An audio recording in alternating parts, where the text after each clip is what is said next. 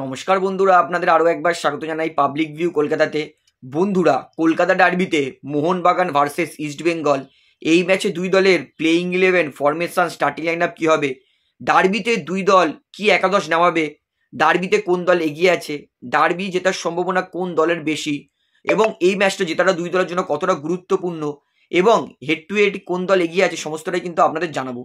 তাই অনুরোধ করে রাখছি ভিডিওটা শেষ পর্যন্ত দেখবেন এবং যারা চায় নতুন সকলকে অনুরোধ করবো, যেহেতু এইখানে আপনারা খেলার সমস্ত রকম আপডেটস পেয়ে যাবেন, তারা অবশ্যই পাবলিক ভিউ কলকাতা চ্যানেলটিকে সাবস্ক্রাইব করে বেল আইকন প্রেস করে অল করে রাখবেন।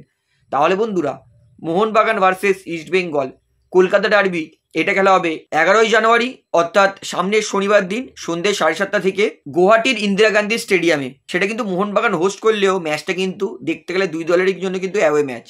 হেড টু হেডে আসি, আজ পর্যন্ত টোটাল ডার্বি খেলেছে মোহনবাগান ভার্সেস ইস্ট বেঙ্গল 400 বার। 400 বারের মধ্যে মোহনবাগান জিতেছে 134 বার 134, ইস্ট বেঙ্গল জিতেছে 137 বার 137 এবং 129 বার ড্র হয়েছে।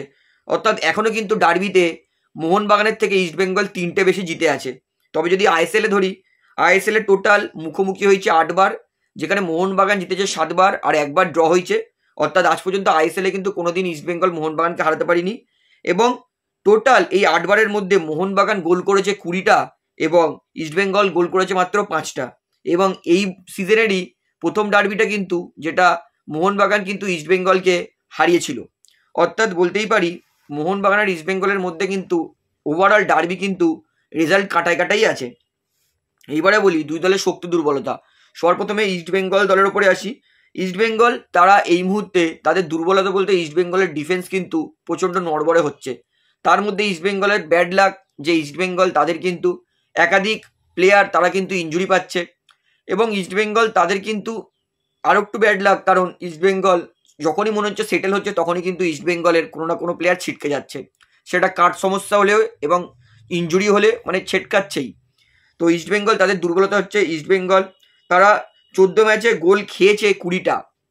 14 ম্যাচে গোল খাওয়া 20টা মানে বোঝাই যাচ্ছে ইস্ট বেঙ্গলের ডিফেন্স কিন্তু শেকি ডিফেন্স। 14 ম্যাচে ইস্ট বেঙ্গল গোল করেছে মাত্র 16টা। 14 ম্যাচে 16টা গোল মানে প্রত্যেক ম্যাচ অনুযায়ী কিন্তু একটা করে গোল করেছে, যেটা খারাপ রেকর্ড। এবং এই রেকর্ডের ফলে ইস্ট বেঙ্গল দল কিন্তু 11 নম্বরে আছে। অর্থাৎ ইস্ট বেঙ্গল দলের ডিফেন্স খারাপ, ইস্ট বেঙ্গল দলের মাঝমাঠ সামান্য শেকি এবং ইস্ট বেঙ্গল দলের কিন্তু অ্যাটাকও খারাপ। ইস্ট বেঙ্গল দলের পজিটিভ হচ্ছে ইস্ট বেঙ্গলের দুটো উইং, পিভি বিষ্ণু আউটস্ট্যান্ডিং খেলছে, ময়েস খুব ভালো খেলছে। অর্থাৎ ইস্ট বেঙ্গলের কিন্তু দুটো উইং ভালো চলছে এবং ডিফেন্সিভ মিডফিল্ডে সৌভিক এবং জিকসন দুজনেও কিন্তু খুব ভালো খেলছে। অর্থাৎ তাছাড়া কিন্তু ইস্ট বেঙ্গল দলের পজিটিভিটি পাওয়াটা খুবই ডিফিকাল্ট।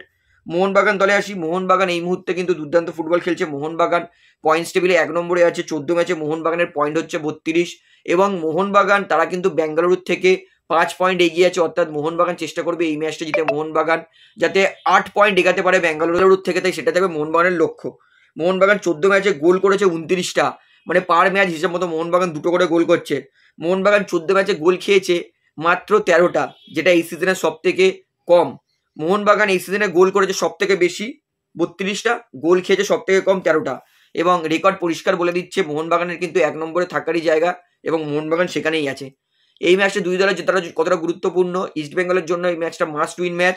কারণ ইস্ট বেঙ্গল তারা প্রথমত এই সিজনে ডার্বি হেরেছে অলরেডি, তাই ইস্ট বেঙ্গল চেষ্টা করবে যে এই ডার্বিটা জেতা। এবং ইস্ট বেঙ্গল যেহেতু তারা 14 ম্যাচে 14 পয়েন্ট নিয়ে 11 নম্বরে বসে আছে, যদি মোহনবাগানের বিরুদ্ধেও ডার্বি হেরে যায় তাহলে কিন্তু ইস্ট বেঙ্গল দলের জন্য কিন্তু টপ 6-এ পৌঁছানোটা আরও অন্ধকারের দিকে চলে যাবে।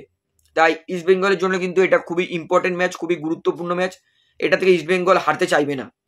এবং অস্কার ব্রুজনের আন্ডারে কিন্তু ইস্ট বেঙ্গল দলে কিন্তু একটা ভালো গুণ দেখেছি, ইস্ট বেঙ্গল দল কিন্তু কামব্যাক করতে জানে। অস্কার ব্রুজনের আন্ডারে কিন্তু ইস্ট বেঙ্গল দল লড়তে জানে, যেখানে কিন্তু ইস্ট বেঙ্গল 2 গোলে পিছিয়ে থেকে পাঞ্জাবের বিরুদ্ধে 4-2 জিতেছিল এবং মুম্বাইয়ের বিরুদ্ধে 2 গোলে পিছিয়ে থেকে কিন্তু 2-2 ড্র করে শেষ মুহূর্তে কিন্তু 3-2 হেরেছিল। অর্থাৎ ইস্ট বেঙ্গল দল কিন্তু ফাইট করছে, এতে কিন্তু এক ফোঁটাও সন্দেহ নেই। মোহনবাগানের জন্য কেন গুরুত্বপূর্ণ ম্যাচ, কারণ মোহনবাগান এই মুহূর্তে পয়েন্টস টেবিলে 1 নম্বরে আছে এবং মোহনবাগানের টার্গেট হচ্ছে আইএসএল চ্যাম্পিয়ন হওয়া। আইএসএল চ্যাম্পিয়ন হতে গেলে মোহনবাগান কিন্তু ডার্বি এবং এই ক্রুশিয়াল মুভমেন্টে হারলে চলবে না। তাই মোহনবাগান চেষ্টা করবে এই ডার্বিটা জিতে মোহনবাগান বেঙ্গালুরুর থেকে মানে সেকেন্ড স্পটের থেকে 8 পয়েন্ট এগিয়ে যাক, যেটা মোহনবাগানের প্রাইম টার্গেট হবে। অর্থাৎ এই ম্যাচটা কিন্তু দুই দলের জন্য কিন্তু ইকুয়াল গুরুত্বপূর্ণ। মোহনবাগানও কিন্তু চেষ্টা করবে এই ম্যাচটা থেকে 3 পয়েন্ট নেওয়ার। এইবার আছে কয়েকটা প্রশ্ন। ইস্ট বেঙ্গল দলের কি নতুন বিদেশি রিচার্ড সেলিস তিনি কি খেলবেন ডার্বি? উত্তরটা হচ্ছে তার সম্ভাবনা খুবই কম, কারণ রিচার্ড সেলিসকে সবে সই করেছে ইস্টবেঙ্গল। এই মুহূর্তে তিনি ইস্টবেঙ্গল দলে আসবে, তারপরে তিনি প্র্যাকটিস করবেন, তারপরে খেলবেন। অর্থাৎ বলতে পারি যদি রিচার্ড সেলিস চলেও আসে 10 তারিখ বা 9 তারিখে, সেক্ষেত্রে কিন্তু একদিন প্র্যাকটিস করে প্লেইং 11-এ না হলেও সাব বেঞ্চে কিন্তু আমরা রিচার্ড সেলিসকে দেখতে পারবো। অর্থাৎ প্লেইং 11-এ কিন্তু রিচার্ড সেলিসের খেলার সম্ভাবনা কিন্তু খুবই কম।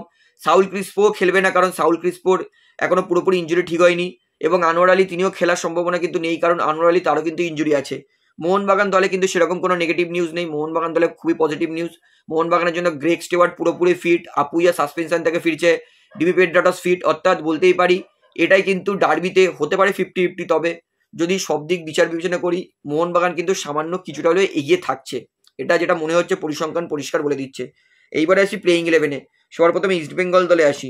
ইস্টবেঙ্গল তাদের কোচ অস্কার ব্রুজন ইস্টবেঙ্গলকে 4-4-2 ফরমেশনে খেলাচ্ছে, যেখানে গোলকিপারে থাকবে প্রাপসুকান গিল, ভালো খেলছেন গিল। রাইট ব্যাকে নিশু কুমার খেলবে, নিশু কুমার লাস্ট ম্যাচে খুব ভালো খেলেছিল মুম্বাইয়ের বিরুদ্ধে সেকেন্ড হাফে, তাই ডান দিকে নিশু, বাঁদিকে লাল চুনুঙ্গাও কিন্তু ভালো খেলছে, তাই লাল চুনুঙ্গা কিন্তু বাঁদিকে খেলবে। এবং দুটো সেন্টার ব্যাক, সেটা হবে হিজাজি মার এবং হেক্টর ইউস্তে। হিজাজি তার থেকে কিন্তু আর একটু বেটার আশা করবো, কারণ হিজাজি কিন্তু বিদেশি ডিফেন্ডার, তার মিস্টেক কিন্তু করলে চলে না। তো হিজাজি আর হেক্টরের ওপর কিন্তু সেন্ট্রালের পুরোপুরি দায়িত্ব থাকবে। এবং দুটো ডিফেন্সিভ মিডফিল্ড সৌভিক প্লেইং 11-এ ফিরবে, এবং তার সঙ্গে জিকসন সিং। এবং নিশু আর নুঙ্গার জন্য সব থেকে বড় চ্যালেঞ্জ হবে, কারণ নিশু তার দিক থেকে কিন্তু অ্যাটাক করবে লিস্টন কোলাসো, লিস্টনকে আটকানো কিন্তু খুবই ডিফিকাল্ট। এবং নুঙ্গা তার দিক দিয়ে কিন্তু অ্যাটাক করবে মানবীর সিং, তবুও মানবীরকে আটকানো যায়, কিন্তু লিস্টনকে আটকানোটা কিন্তু খুবই ডিফিকাল্ট। তাই নুঙ্গা আর নিশুর ওপর কিন্তু অনেকটাই কিন্তু ডিপেন্ড করবে ম্যাচের ফলাফল। এবং সৌভিক আর জিকসনের ওপর পুরোপুরি ডিপেন্ড করবে গ্রেগ স্টুয়ার্টকে আটকানোর। অর্থাৎ ক্যালকুলেটিভ ফুটবল খেলতে হবে ইস্টবেঙ্গল দলকে। ইস্টবেঙ্গল পুরোপুরি তাদের প্ল্যান থাকবে যে যাতে মোহনবাগানকে 70 মিনিট অবধি ড্র করিয়ে রাখা যায়, এবং তারপরে 20 মিনিটে অ্যাটাক করে কিন্তু গোল তোলার। অর্থাৎ ক্যালকুলেটিভ ফুটবল খেলবে, এরকম আমার মনে হয় না অস্কার ব্রুজন করবে, যেটা মোহনবাগানের বিরুদ্ধে শুরু থেকে গোল তোলার চেষ্টা করবে, তার সেই জায়গায় গোল খেয়ে বসতে পারে। অর্থাৎ অস্কার ব্রুজন আমি মনে করি ক্যালকুলেটিভ ফুটবল খেলবে। এবং ইস্টবেঙ্গলের আক্রমণে আসে, ইস্টবেঙ্গলের রাইট মিডে খেলবে মহেশ কিন্তু বাঁদিক ডান দিক দুদিক দিয়ে ভালো খেলে। বাঁদিকে খেলবে পিউ হিজনু, ইস্টবেঙ্গল দলের এই মুহূর্তে সব থেকে বেস্ট অ্যাটাকিং প্লেয়ার। এবং দুটো স্ট্রাইকার, সেকেন্ড স্ট্রাইকারের ভূমিকায় থাকবে ক্লেটন সিলভা, তার থেকে একটু ক্রিয়েটিভিটি আশা করব। এবং স্ট্রাইকারে থাকবে ডিমিট্রিয়াস ডিয়ামান্টাকস কিন্তু এই মুহূর্তে স্পার্কস করছে না, ডিয়ামান্টাকসের থেকে কিন্তু আরো বেটার আশা করা যেতেই পারে। এবং অবশ্যই যদি রিচার্ড সেলিস চলে আসে, তাহলে সেকেন্ড হাফে কিন্তু আমরা রিচার্ড সেলিসকে দেখতে পারবো, তার কিন্তু ভূমিকা প্রচন্ড থাকবে। এইবারে বন্ধুরা আপনাদেরকে বলি মোহনবাগান দল কি প্লেইং 11 খেলবে।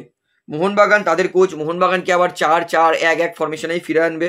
মোহনবাগান তাদের কিন্তু সমস্ত প্লেয়ার ফিট হয়ে গেছে, তাই 4-4-1-1 পুরনো ফরমেশনেই ফিরবে মলিনা, যেখানে গোলকিপার অবশ্যই ভারতের বেস্ট গোলকিপার ভিশাল ক্যাথ থাকবে।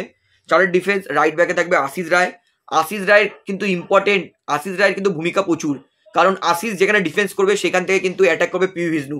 এবং পিউ হিজনু এই সিজনে যেই সমস্ত মানে ডিফেন্সের সামনে এসেছে, সমস্ত ডিফেন্সকে কিন্তু পরাস্ত করেছে, শুধুমাত্র আব্দুল রাবিকে ছাড়া।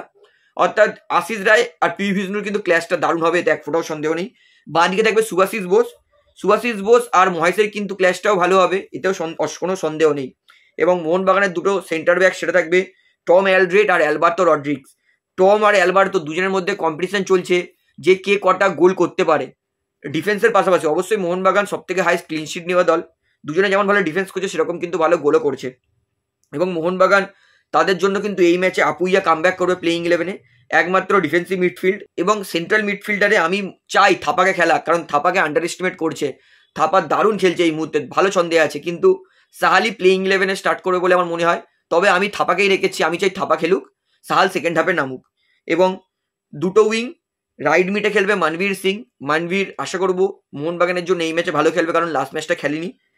বাঁদিকে খেলবে লিস্টন কোলাসো, লিস্টন লাস্ট ম্যাচের player of the match, Liston last ম্যাচে ধরাছোঁয়ার বাইরে হয়ে গেছিল, তাই আশা করি লিস্টন এই ম্যাচেও ভালো পারফরমেন্স করবে। এবং মোহনবাগানের জন্য ক্রিয়েটিভ মিডফিল্ডার এবং প্লেমেকারের ভূমিকায় গ্রেগ স্টেওয়ার্ট দ্য বস আবার ফিরছে। গ্রেগ স্টেওয়ার্ট ফিরলে কিন্তু মোহনবাগানকে আটকানোটা খুবই ডিফিকাল্ট। এবং স্ট্রাইকারে জেমি ম্যাকলারেন খেলবে, তবে আমি চাইবো জিসন কামিন্সকে দিয়ে স্টার্ট করাক, কিন্তু আমার মনে হয় না জিসন কামিন্স স্টার্ট করবে, জেমি ম্যাকলারেনকে দিয়ে স্টার্ট করাবে। তবে আমি চাই যে জিসন কামিন্স কিন্তু ডিজার্ভ করে ভাই প্লেইং 11-এ, তাই জিসন কামিন্স যত ম্যাকলারেনের মধ্যে একজন স্ট্রাইকার। এবং অবশ্যই মোহনবাগান সেকেন্ড হাফে Dimi Petratos, Jason Cummings, Deepak Tangri, Sahal Abdul Samad ইত্যাদি প্লেয়ারকে নামাবে। অর্থাৎ বলতেই পারি মোহনবাগান আর ইস্টবেঙ্গলের মধ্যে কিন্তু যদিও ডার্বি 50-50 হয়, তবুও কিন্তু আমি বলবো মোহনবাগান কিন্তু এগিয়ে আছে ডার্বিতে। সেটা কিন্তু বর্তমান পারফরমেন্স এবং বর্তমানে দুই দলের ভারসাম্যই বলে দিচ্ছে। তো বন্ধুরা, আপনার কি মনে হয় এই ডার্বিটা কে জিতবে, মোহনবাগান না ইস্ট বেঙ্গল, সেটা আমাকে কমেন্টে জানাবেন। তাহলে ভিডিওটা এখানে শেষ করছি। আশা করি ভালো লাগলো। তো ভিডিওটি ভালো লাগলে অবশ্যই লাইক করুন, কমেন্ট করুন, শেয়ার করুন এবং চ্যানেলে নতুন সকলকে একটা অনুরোধ করবো, তারা অবশ্যই পাবলিক ভিউ কলকাতা চ্যানেলটিকে সাবস্ক্রাইব করে বেল আইকন প্রেস করে অল করে রাখবেন। ধন্যবাদ।